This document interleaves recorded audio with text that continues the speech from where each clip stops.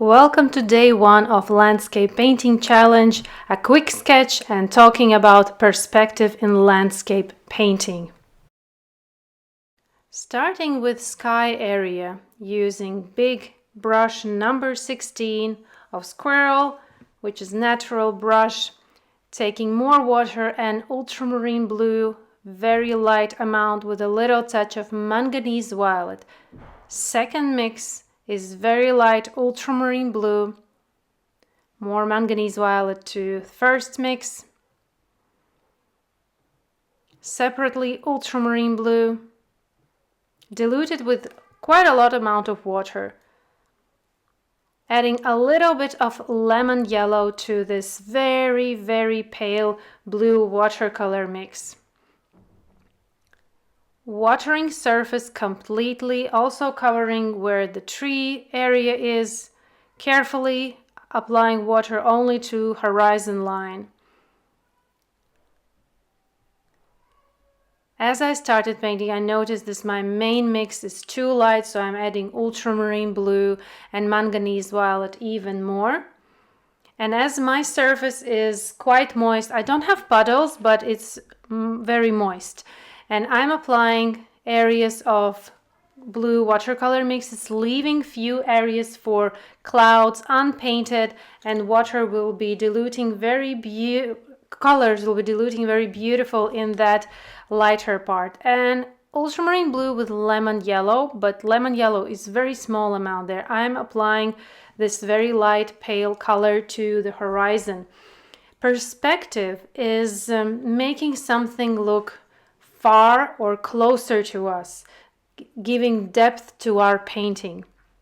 And skies, as we look at the very top of our painting, it is the closest to us. Horizon is the most further from us, the really background. And that area is very light. I'm adding indigo to my ultramarine blue for the area where clouds are collecting and there's edge to the clouds. That's where I'm adding a little bit darker watercolor mix.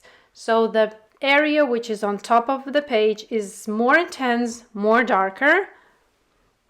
Now I'm taking round synthetic brush number 9, smoothing edges from white cloud area, checking if there's a little bit too much water that happened on the in the right corner. I can lift that amount of water with round brush.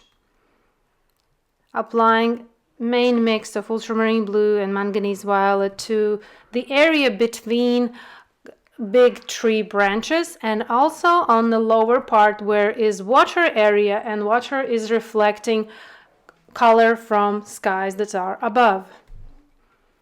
A little bit more of darker here and there, especially around white cloud area. If you overpainted white cloud area while the surface is still wet, with clean and dry brush, lift that area, making space for completely white area. And if you're painting transparently and the surface is still moist, you can freely and really easily remove the watercolors from your surface. And if you feel that your layer is already dry, you can add clean water, clean thin layer of water anytime and continue adding watercolors. For sky area, it's important that the surface is moist, that the watercolors are moving with your brush freely. Now moving to the lower part of the horizon where the land starts, I'm taking to the mix of ultramarine blue and lemon yellow, I'm adding sap green with a little touch of perylene green, applying water and pale amount of this watercolor mix. I know that my horizon above where the sky starts is completely dry. If your area there is still wet, just wait a few moments so you don't lose the very crisp horizon line. We need that. Adding lemon yellow to the little area that we see in the reference that has it looks like there's a field of very green grass, and that area is more yellowish, but everything else in the very far away of this landscape scene is very cool, pale, in some areas a little bit darker. And now I'm setting background for the whole painting, and this first day is starting up.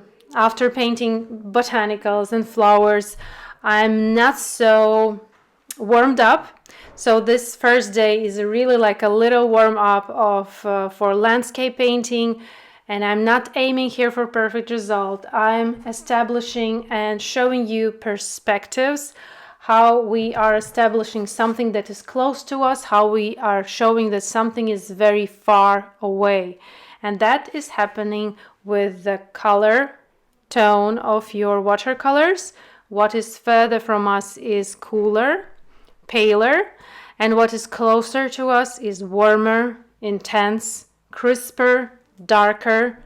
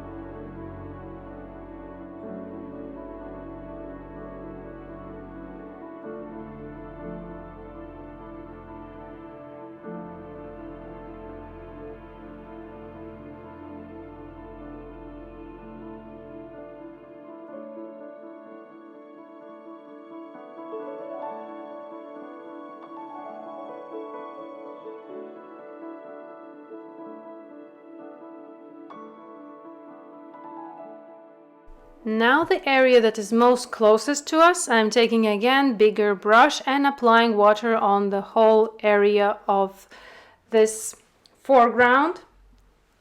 The area that should be more intense, more detailed, crisper, darker in some parts. We see that the tree on the left is very intense and dark.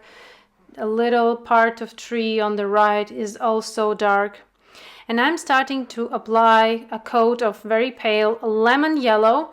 I see a lot of yellow foliage in the foreground, and to have a background not white but yellow will help my next layer, so I'm not worried that the background behind is completely white of the paper. This is like a nice color. And also where we see that this light is very light, that is very light area, and this background will help me to establish that. Adding to my mixing palette Perylene Green, and with round synthetic brush number 9, applying watercolors, and my surface is still a little bit moist. So as you can see, watercolors beautifully are moving, but they're not floating. I'm more in control what is happening and how they are reacting on paper. Here and there, I'm adding this color, also building background of this foreground with layers. Slowly, we are not aiming straight to the very front leaves that we see. We need to build layers starting from behind of this foreground.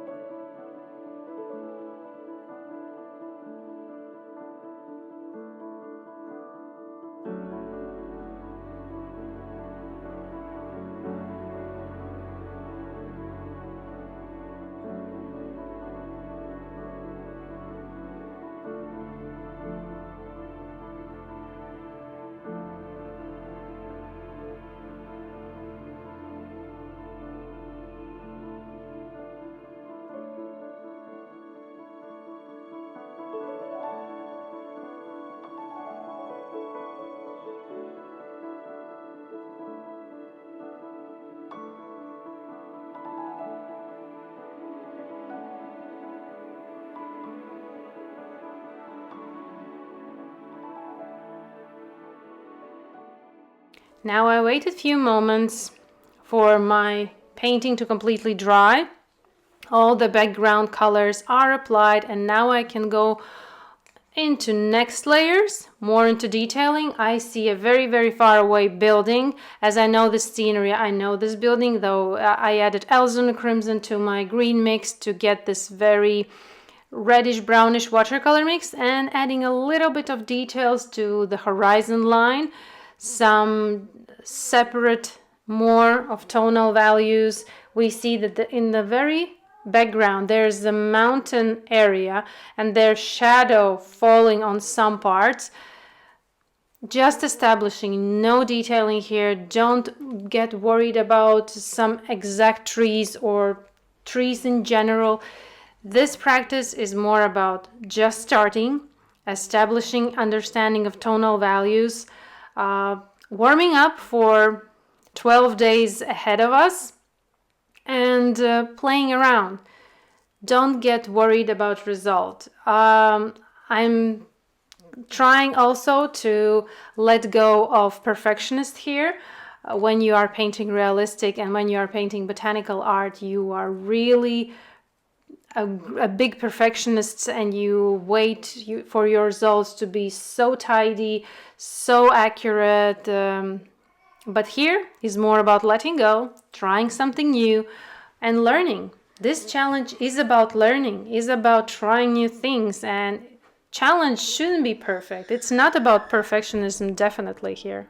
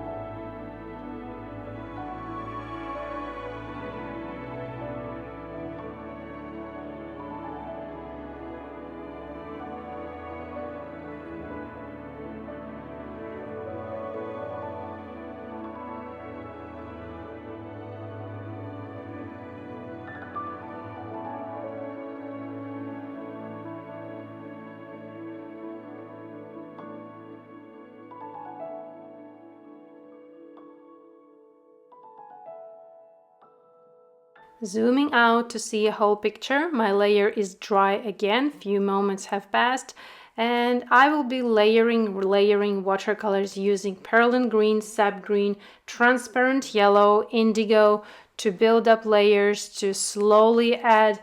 Each new layer is like a tree overlapping other tree.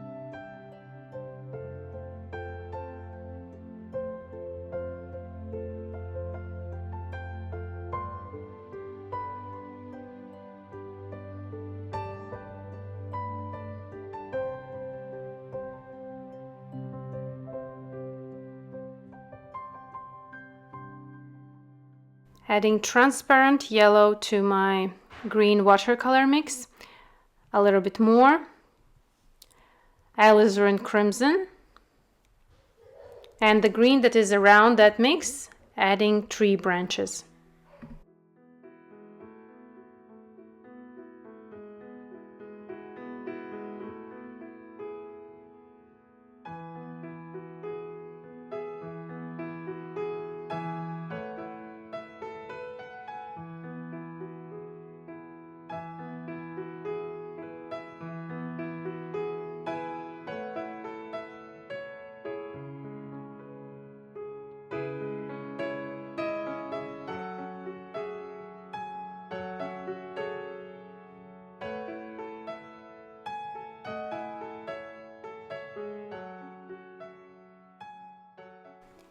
Adding indigo to my watercolor mix using finer tip brush to add transparent yellow also, and little touch of alizarin crimson to make this green more earthy green, and adding now more darker, more precise leaves that we see on the right and on the left.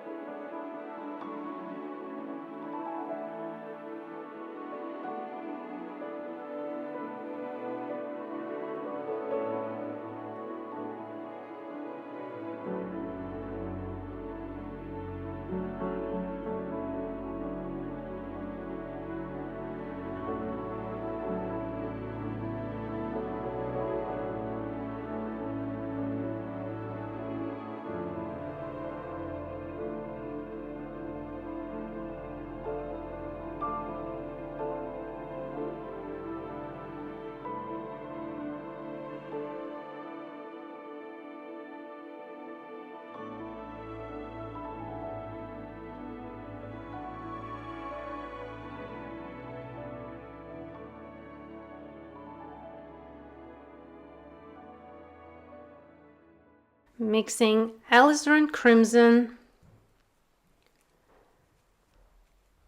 a little touch of transparent yellow, indigo, a little bit more of alizarin crimson, a little touch of transparent yellow, zooming closer, and with finer tip brush, adding branches that we see on top of our reference photo.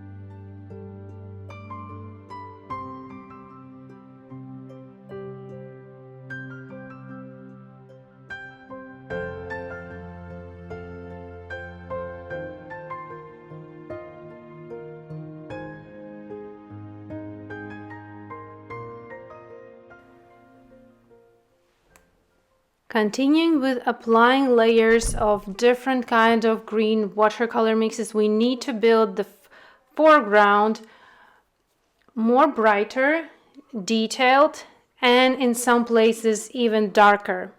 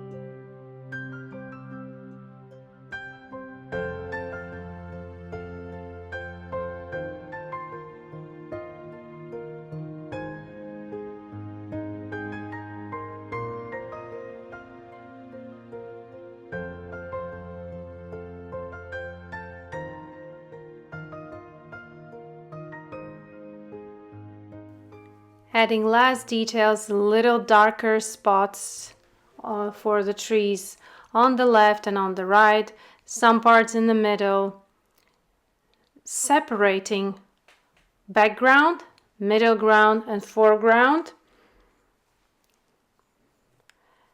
Adding more watercolor mixes of indigo together with transparent yellow, little touch of alizarin crimson. You can play here around, test your pigments to try to get green watercolor mix. This reference photo is so full of green foliage, but we see that there's so many tones. There's not just one green color, not just 2 or 3. There's so many different green varieties. And an amazing way to practice, an amazing way to practice looser brush strokes, to look at the whole picture in general, not as a single subject as we most often do with botanical painting. Time to time, zooming out, looking around, trying new things is crucial for artists, for creatives. That will also help our realistic painting. Hard to tell. Maybe you can't even tell how can this looser landscape painting can help, but it will. You will see. The more you try, the more you experiment, the more creative and richer your artistic tastes and views are becoming. This first day, I feel a little bit stiff, but I'm so happy that I started this journey. It's definitely not easy for me, for my perfectionism, not at all, but I'm enjoying and looking forward what will all these 12 days bring me and my art community. Thank you for joining. Thank you for painting. And every day, new reference, every day, some new lesson for us to learn and tutorial. Thank you for joining. See you tomorrow.